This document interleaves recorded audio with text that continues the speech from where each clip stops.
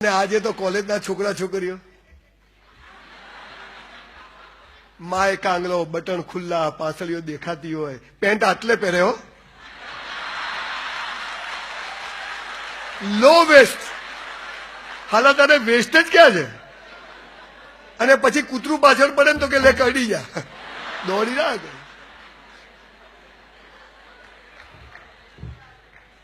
પાનના ગલ્લા ઉપર ઉભો હોય દેશ માટે કંઈક કરવું છે અરે સાલા તારા માટે કર દેશ છો ચૂલામાં જતો તું તારું કર ખાલી ખાલી સપનાઓ ખાલી ખાલી વાતો નરેન્દ્રભાઈ આવી ગયા તું આવી જા એ તો છો આયા સુલતાને 300 કરોડનો ધંધો કર્યો તું 30 રૂપિયાનો કર સુલતાને 6 કર્યો ખાલી ખાલી વાતો બધું બીજાને બતાવવા જીવવાનું સંજયભાઈ ઘરે આવે ને તો નવી ચાદરો આહા અને આપણે ફાટેલી મૂકતા હોઈએ સંજયભાઈ ઘરે આવે તો નવા કપડા કાવી બોન ચાઇના અને આપણે કાનો તૂટેલો હોય રકાવીમાં પીતા હોય ઘરમાં જૂના કપડા તમે જોજો તમારા પપ્પા મમ્મી બધા ઘરમાં પપ્પાને તો ગંજીમાંથી શ્રીલંકા નકશો દેખાતો હોય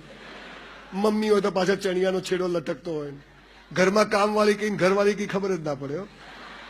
અને બહાર જાય એટલે એકદમ નવા કપડા તમે જુઓ તમે આપણે બધા દુઃખી છીએ કે ખોટું બહાર જશો ને એટલે તમે તરત હા નવો ડ્રેસ નવા કપડા અને ઘરમાં આવે એટલે કલર ઉતરી ગયેલો હોય બાયમાં અહીંયા કાણું પડી ગયું હોય મોજામાંથી અંગૂઠો બહાર હોય એટલા તમને ખબર છે આપણે ઘરમાં કેમ કંટાળી ખરેખર ઘરમાં નવા કપડા પહેરવા જોઈએ મારી વાઈફને કીધું ઘરમાં નવા કપડા પહેર કેમ મેં કીધું તું મને ગમવી જોઈએ ગામને ગમવી જોઈએ આ કરવાની જરૂર જિંદગીને આપણે લોકો બીજાને બતાવવાનું જીવીએ છીએ આપણને બીજાને બતાવવાનું જીવવાનું શીખવાડવામાં આવ્યું છે સાહેબ તમને ખબર છે તમને 300 ધર્મ અને 3000 સંપ્રદાયો આપણા મગજની પથારી ફેરવી નાખી તમને ખબર છે પાપ અને પુણ્યની વ્યાખ્યા શું છે એક જ લીટીની વ્યાખ્યા છે સાહેબ જે બીજાને બતાવવા કરો ને એ પાપ અને પોતાને બતાવવા કરો ને એ પુણ્ય આટલી જ વ્યાખ્યા છે